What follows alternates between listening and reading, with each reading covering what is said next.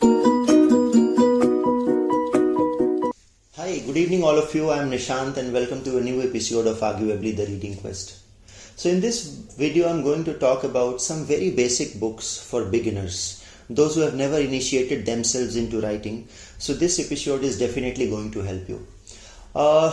2 years ago I did make a video on what should beginners read, but I have been accused of elitism in that video. So and I was accused that I suggested the books that will definitely kill their interest in reading. So this time I'm making a lighter video that will definitely initiate the novice and those who are very uninterested in reading into reading. So the first video that comes to my mind is quintessentially Indian writing, that is the Jataka tales. This is published at Penguin Classic. Jataka tales needs no introduction. It is a collection of the past life of Lord Buddha and how before attaining enlightenment, what kind of life stages Buddha passed through. And it was written in Pali. Jataka comprises, as is written in the description of the book, one of the largest and the oldest collection of stories in the world, and dating from the 5th century BC to the 3rd century BC. So this volume contained 26 stories from various ancient sources. So a very easy read and a very quintessentially Indian read, full of wisdom and folkloric traditions and all these things. So I hope you will enjoy it. Please read the Jataka Katha, published at Penguin. So if you have initiated yourself into Jataka Katha by reading Jataka tales, right? Why not read something that is quintessentially European, that is Aesop's fable, similarly in the tradition of Jataka tales. So Aesop's fable are very well written fable. I hope all of us have read Aesop's fable in our school days. But this time please read the original Aesop's fable translated at Penguin. And the translation is beautiful, full of high quality of styles and full of delightful wisdom. So please read Aesop's fable. The next book that comes to my mind is from one of the best loved children writers from India, and that is Ruskin Bond, Rain in the Mountain. So if a book of happy living, a book on serenity, a book on calm, peace, quiet and solitude interests you, Rains in the Mountain is one of the finest, is an anthology of one of the finest writings by Ruskin Bond. So as the background description says, that Rain in the Mountain brings together some of the Ruskin Bond's most beautiful work from his years spent in the town of Mussoorie in the foothill of Himalayas. Through vivid images and lucid writing, Bond evokes everyday sights and sounds and captures the essence of mountain life. And Rain in the Mountains will transport the reader into the quiet world of mountain, lit with eternal charm. So there's a timelessness in this book. So this is published again at Penguin Books, very easily accessible through Amazon. Of course, if you are a novice reader and if you have not yet initiated yourself into reading, and because the fear of missing out, I suggest that you may read Paulo Coelho. Why not? I mean, you can start with The Alchemist. The Alchemist I have misplaced somewhere, so I couldn't show it to you on the video.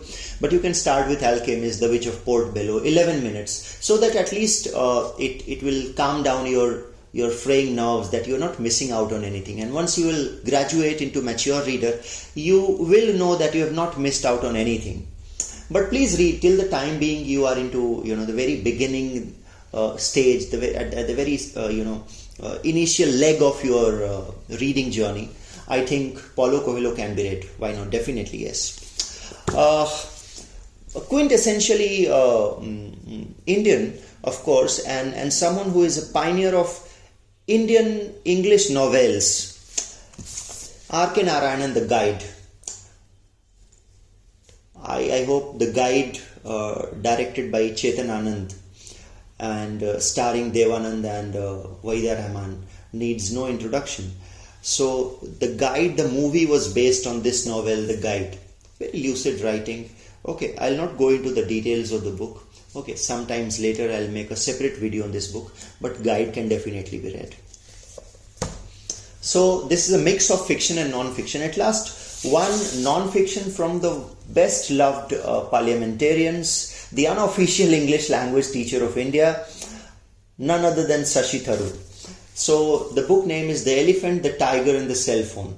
So just let me read out, the book is dedicated, as per Tharoor, to my wife Krista, in the hope of introducing her to my India. And no wonder this book remains one of the finest introduction to whatabouts and whereabouts of India. A lot of topics are mentioned in an essay ranging from, let's say, 100 word to 250 to 300 words, and everything that you want to know about India is given in this book. So this book is a compendium of all things Indian. Just let me help you go through some of the content. So the book is divided first into on the transformation of India, the Davos economy, the elephant who became a tiger, the myth of the Indian middle class, India and the soft power, the branding of India, shaking hands, trade for peace, the dangers to India future. Part 2 consists of two ideas of Indianness: the invention of India, secularism in its conversions, epic interpretation, making Bollywood India reality. Part 3 consists of India at work and at play, democracy and democracy, worshipping filmy heroes, cricket's true spiritual home, salad days, holy holidays, memoirs of a Bombay childhood. So you will immensely enjoy reading this book. So I believe if this book doesn't initiate you into reading, then nothing else can.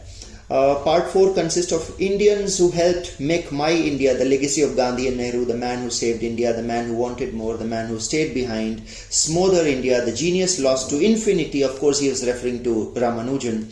The polymath's politics, art from the heart, carrying his bat, friends and family, the dear departed.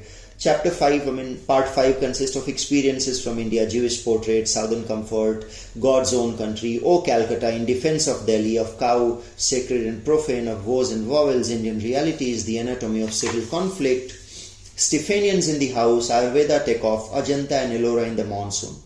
And then the last part, A to Z of being Indian. So I hope you have enjoyed this video. If you have really enjoyed this video, please do share, like and subscribe to my YouTube channel. Please spread the word. I would also like to reply to each one of your comments individually, and I would like you to comment upon that what next video would you like me to make, in which genre, in which theme. Kindly do let me know. Thank you so much, guys. Happy reading.